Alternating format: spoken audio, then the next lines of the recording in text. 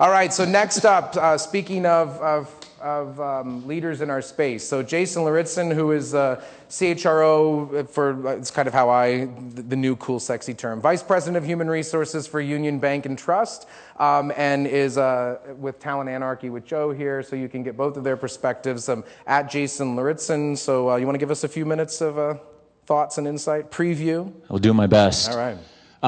First off, I have to echo the sentiments. This is really cool. I don't know that we knew when we were tying into this how cool it was going to be. So thanks for inviting us. You did, yeah. But we would have appreciated being let in on it earlier than yesterday. So I feel like a little bit of maybe a walking contradiction at times professionally, because I show up every day, I get up, I put on a suit, I go in, and I lead an HR team for an 800-employee conservative Midwestern bank, doing the work of HR, the recruiting, all of it. And then I run around calling myself a talent anarchist with a guy that talks about, relentlessly giving a shit as an organizational value. And so I would say, first off, when I use four-letter words, that's the talent anarchy part of me. And when I sound really smart and professional, that's generally the banking part of me. So attribute those as you will. I think... Well, and also I'd like to say, as far as talent anarchy, I also generally like to consider myself the tallest and better-looking half of talent anarchy, but we'll leave that to you to decide. So, as far as for me the discussion, I think why I'm excited to be here is that I am proud to be an HR practitioner. The work we do is critically important. It is the work of the future that is going to drive our organizations, and we need to stand up and start acting like it. And I have this sort of love of the profession, but then I get disgusted by some of the conversations that we're having, sort of this learned helplessness that I think we have as HR professionals and recruiters sometimes about, woe is us. We don't have control to do this. We don't have the resources. We don't have them. We make a lot of excuses for not standing up and kicking ass. And you know what? We live at the intersection of employees and organizations, and we know. We know why people take jobs. We know why people quit jobs. We know what gets people fired up. And yet, what are you doing with that voice? What are you doing with that information? When's the last time you shot that up the flagpole to your higher-ups? We have got to find the courage to step up and take the role that businesses need us to take. And so I hope today, as you're doing this, we know what to do. We know what needs to happen. We're just not doing it. And so I guess that's what I'm hoping today is about, and that's what I'm hoping we explore is, what do we need to do to find the courage to make the difference that we can make? So that's what I'm hoping we'll do today. Can I get an amen? Amen on that. I got to get the hair on the back of my neck to stand down here for a second. That's the kind of passion that we need in a leadership role in an organization the size of Union Bank and Trust. I need to hear more of that coming from the C-suite, the leadership of people management. And I know that if there's some pretty sophisticated organizations in the room, we're probably not talking about you.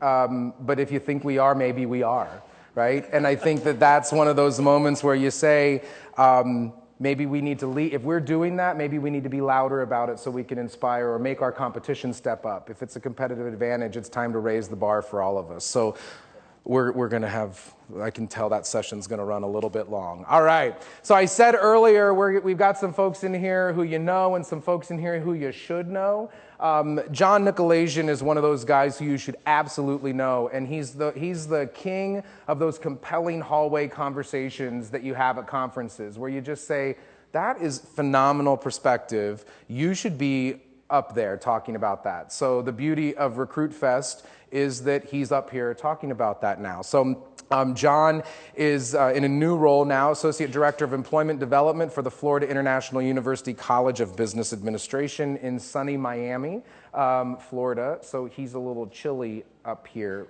so the sweater had to come out. And at Cigar SPHR. So those of you who are following along on Twitter, you know we've got a box that we're going to break out a little bit later. So, John, why don't you give us a little bit of perspective for the day and a little background? Sure. I was told I can't smoke in the building, so there's no cigars in the building. I like to ask questions. and I have to say this now, I'm a former HR practitioner because I'm not in the trenches anymore. But I still have my SPHR, and it's on my business card. And when I go to visit clients, I get to ask them questions now. And I've always been this natural recruiter who likes to ask the questions and be a contrarian.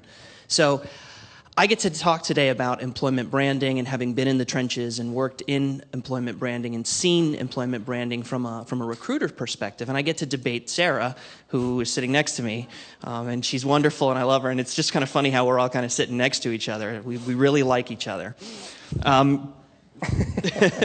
But that's what I get to talk about, and that's what I'm seriously thinking about all the time is, well, why are we doing it this way? And does it really resonate? And do we really need to do that? And do these mythical pools of people really exist? And so that's pretty much what I'm going to be bringing to the table and what I want to talk about today. And then you're going to ask questions. And I'm going to ask a lot of questions, and I want us to walk away kind of saying, well, maybe we've got the answer to it, maybe we don't, but maybe we're starting to ask the right questions. And I think this group's going to give us the opportunity to think differently. And that's what I really like about I like that about this. And when you spend time with people who ask questions, it actually rubs off on you and you start to ask more questions. And I think in our business, we don't ask enough questions sometimes, up and down.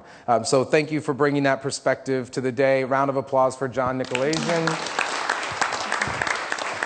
It's a heck of a lot easier to say than spell. Nykolaiszyn, right? Nykolaiszyn. Cigar SPHR, no problems there. All right, so RecruitFest wouldn't be RecruitFest without an agency third-party perspective. And Mr. Raymer has promised to rub us the wrong way about 40 different times. I say that because you know where I stand on it. But at some point, we're gonna challenge Mike to represent the quote-unquote headhunter, talent agent / meat market head. You know how it is, right? We'll take the good, the bad, and the ugly.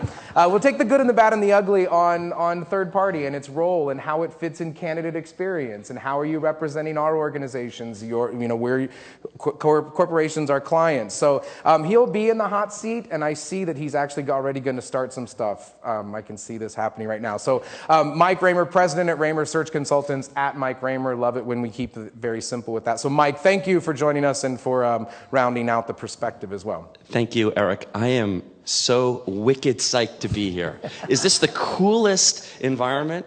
Kind of reminds me, I was in the studio audience of Who Wants to Be a Millionaire. So I wasn't in the hot seat. It's just like this. So I am the outsider here, China. As Eric said, I'm coming from third-party executive search.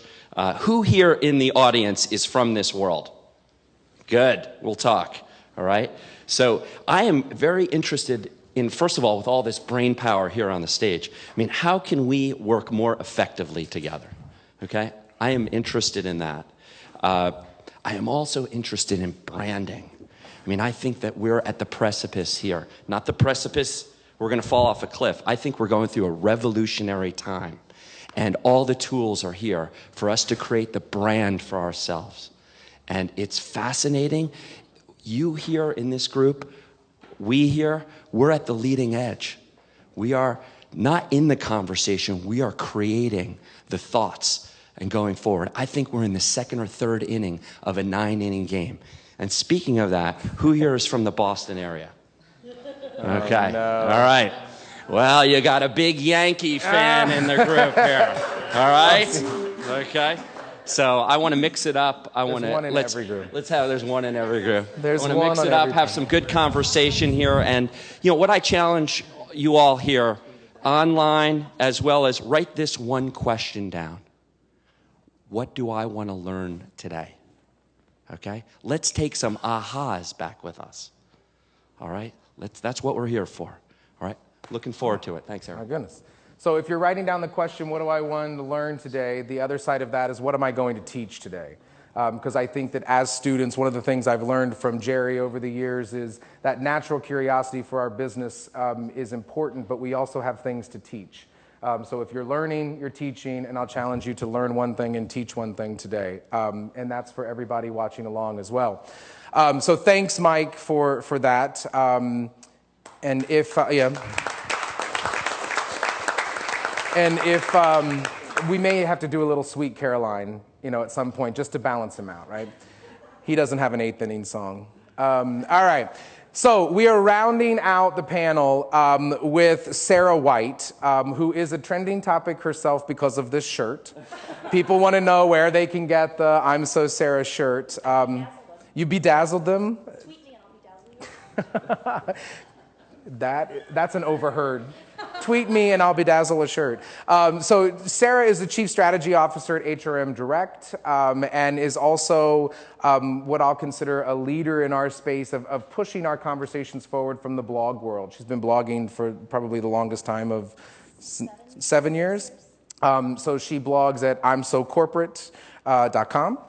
And is at I'm So Sarah, and I assure you, will make it her business to mix some things up today. So Sarah, why don't you give us a few minutes? Well, I don't know how to follow all of this. I have unicorns, and apparently we're all outsiders, but we're all here. So, like he said, my name is Sarah White. I am Chief Strategy Officer for HRM Direct. I have spent my career as an advocate for companies on the technology side of our industry and really pushing ATS and performance management to move forward and start developing software that we can really use, both from our recruiters' perspective, our employees' perspective, our candidates' perspective. And I've also been a really strong advocate of reality. I mean, let's be real, not everybody is a Fortune 1000. In fact, most of us aren't. And so I've really fought hard for my entire career for that small to mid-sized business and teaching them how to get all of the things that we always talk about just the big companies getting. And that's all. That's it? Everybody has said everything wonderful. Everyone has said it. I really encourage, I'm a RecruitFest veteran, and I really encourage a lot of conversation. It creates a really great dynamic. The more you talk, the more we can, really engage, and the more you'll be able to take home those aha moments. Brilliant. Sarah, thank you so much. And a round of applause for Sarah as well as the entire panel.